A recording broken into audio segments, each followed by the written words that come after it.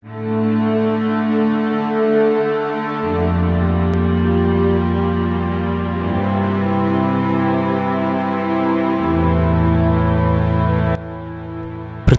Berlin adalah salah satu pertempuran terakhir dari teater Eropa Perang Dunia Kedua. Angkatan Darat atau Tentara Merah Soviet yang besar di bawah pemimpin George Zhukov dan Ivan Konev menyerang Berlin dari timur. Pertempuran ini berlangsung dari akhir April 1945 sampai awal Mei. Sebelum pertempuran berakhir, Adolf Hitler telah bunuh diri dan Jerman menyerah setelah 5 hari pertempuran. Penyerahan Jerman ditandatangani oleh Marskal Wilhelm Keitel.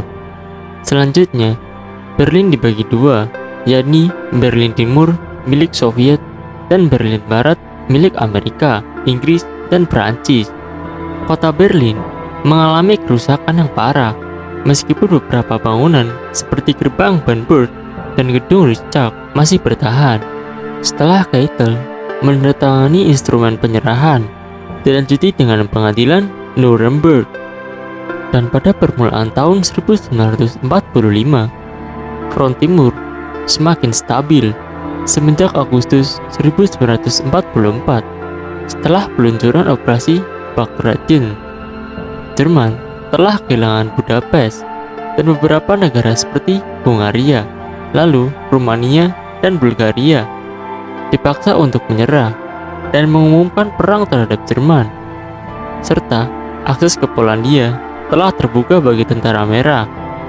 Komandan Soviet, setelah aksi mereka selama pemberontakan Warsawa, merebut Warsawa pada Januari 1945 selama 3 hari di garis depan yang lebar menggunakan 4 front. Tentara Merah mulai menyerang menyeberangi Sungai Naru dari Warsawa. Setelah 4 hari, Tentara Merah membagi-bagi pasukannya dan mulai bergerak 30-40 km per hari, mengambil negara-negara Baltik, Danzig, Prusia Timur, Poznan, dan menggambar garis 60 km timur dari Berlin sepanjang sungai Oder. Satu serangan balasan oleh grup tentara Vistula yang baru dibentuk di bawah komando Richard Fuchs Heinrich Himmler gagal pada 24 Februari 1945, dan Uni Soviet terus bergerak maju ke Pomerania dan membersihkan sisi kanan sungai Oder di sebelah selatan. 3 kali usaha Jerman mengagalkan pengopungan kota Budapest, dan Budapest akhirnya jatuh pada tanggal 13 Februari 1945 ke tangan Soviet. Lalu, Jerman kembali melakukan serangan balasan, dan Hitler memaksakan suatu tugas yang tidak mungkin untuk menutupi kembali Sungai Danube. Pada tanggal 16 Maret, serangan itu gagal, dan Tentara Merah kembali melakukan penyerangan. Pada hari yang sama, pada 30 Maret, mereka memasuki Austria dan menduduki Wina pada 13 April 1945.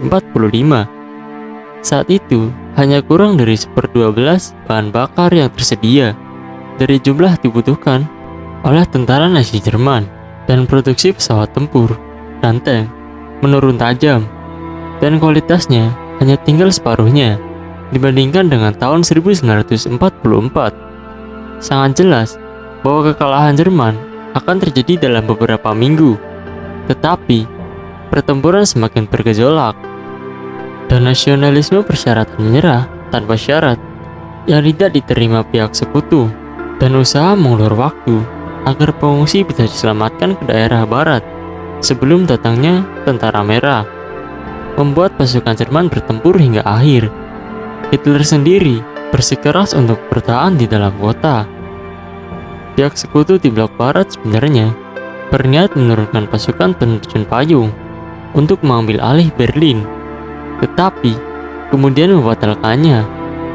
Eisenhower melihat bahwa tidak ada gunanya mengorbankan pasukan untuk menyerang kota yang sudah pasti akan diambil alih pihak Soviet. Selain itu, perintah ini tidak masuk akal Jika dipertimbangkan jumlah pasukan yang tersisa dan cadangan makanan yang tersedia untuk mendukung keberadaan pasukan di dalam kota. Serangan pihak Soviet ke daerah yang kemudian dikenal dengan nama Jerman Timur memiliki dua tujuan, karena kecurigaan Stalin terhadap tujuan pihak sekutu Barat untuk mengambil alih wilayah yang belum diinjak tentara Soviet. Maka serangan ini terus maju ke depan dan berusaha secepatnya menyerang ke arah barat agar menghentikan gerakan sekutu barat untuk bergerak ke arah timur.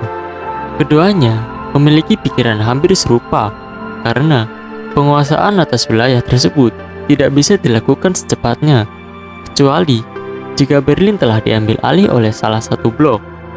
Pertimbangan lain adalah Berlin sendiri memiliki banyak aset strategis, contohnya Hitler sendiri dan program pengembangan bom atom Jerman. Dan pada tanggal 9 April 1945, Königsberg di Prusia Selatan akhirnya jatuh ke tangan tentara merah. Hal ini membebaskan gerak pasukan Marsekal Konstantin, Front Kedua, Belarusia atau 2BF dari barat ke timur, lembah sungai Oder selama 2 minggu pertama bulan April. Soviet berhasil melakukan gerak penempatan kembali front mereka. Marsekal Georgy Zhukov berkonsentrasi di Belarusia Front yang ditugaskan di sepanjang sungai Oder dari Frankfurt di daerah selatan hingga ke wilayah Baltik sampai wilayah di Front Slow-Hague. Front 2BF bergerak menuju posisi yang telah dikuasai 1BF di bagian utara Slow-Hague. Saat penempatan ulang ini, beberapa kantong kosong terjadi, menyebabkan pasukan Jerman kedua yang telah terkepung di Danzig berhasil keluar dan menyeberangi sungai Oder. Di selatan, Marsekal Ivan Konev membawa front pertama Ukraina keluar dari bagian luar Silesia ke arah barat laut menuju sungai Neisse. Ketiga front Soviet ini berjumlah 2,5 juta orang. Jenderal Gotthard Heinrici menggantikan Himmler sebagai komandan grup Vistula pada 20 Maret. Dia adalah salah satu ahli strategi bertahan di pasukan Jerman, dan ia berpendapat bahwa serangan utama Soviet pasti akan terjadi melalui sungai Oder dan di sepanjang utara hingga barat Autobahn. Dia memutuskan untuk tidak mempertahankan lembah di sekitar sungai Oder dengan lebih dari sekedar pertahanan kamuflase. Sebaliknya, dia mempertahankan insinyur untuk membentengi Slow-Hague yang memberikan akses pengawasan sungai Oder di bagian mana Autobahn akan melewatinya. Ia mulai mengurangi kekuatan di garis lain untuk berkonsentrasi ke Slow-Hague. Pasukan Jerman kemudian merekayasa rencana membanjiri wilayah Oder yang telah basah di musim semi menjadi rawa dengan melepaskan air dari bendungan utama. Di belakangnya, mereka membangun 3 lingkaran pertahanan yang menjangkau daerah lembah dari daerah luar Berlin. Garis ini diperkuat dengan parit anti-tank, penempatan senjata anti-tank, dan jaringan besar pagar dan bunker. Dan itulah sejarah pertempuran Berlin.